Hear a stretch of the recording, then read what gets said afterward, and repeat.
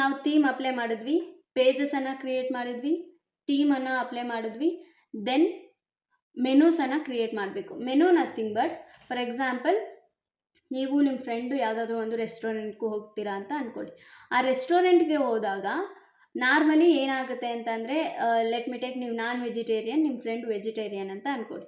ಆ ಮೆನು ಕಾರ್ಡಲ್ಲಿ separate menu card ಕೊಟ್ಟರೆ ಓಕೆ, ಬಟ್ ಆ ಸೇಮ್ ಮೆನು ಕಾರ್ಡಲ್ಲಿ ವೆಜ್ ಎಲ್ಲಿರುತ್ತೋ ನಾನ್ ವೆಜ್ಜು ಕೂಡ ಅದೇ ಆರ್ಡರಲ್ಲಿ ಇದ್ದೆ ಇಬ್ಬರಿಗೂ ಕನ್ಫ್ಯೂಸ್ ಆಗುತ್ತೆ, ರೈಟ್? ಅದೇ ರೀತಿ ಇಲ್ಲೂ ಕೂಡ ಪೇಜಸನ್ನು ನಾವು ಕ್ರಿಯೇಟ್ ಮಾಡಿದ್ದೀವಿ. ಫಾರ್ ಎಕ್ಸಾಂಪಲ್, ಇವಾಗ ನಾನು ನಿಮಗೆ ಒಂದು ವೆಬ್ಸೈಟನ್ನು ಕ್ರಿಯೇಟ್ ಮಾಡಿದ್ರೆ ಇಲ್ಲಿ ಪೇಜಸ್ಗಳು ನಿಮಗೆ ಕಾಣ್ತಿದ್ದಾವೆ, ರೈಟ್?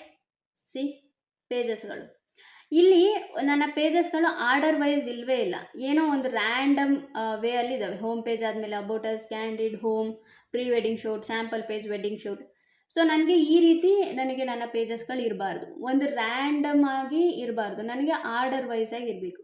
ಸೊ ಆರ್ಡರ್ ವೈಸ್ ಆಗಿ ಇರಬೇಕು ಅಂತಂದರೆ ನಾವು ಮೆನುವನ್ನು ಕ್ರಿಯೇಟ್ ಮಾಡಲೇಬೇಕು.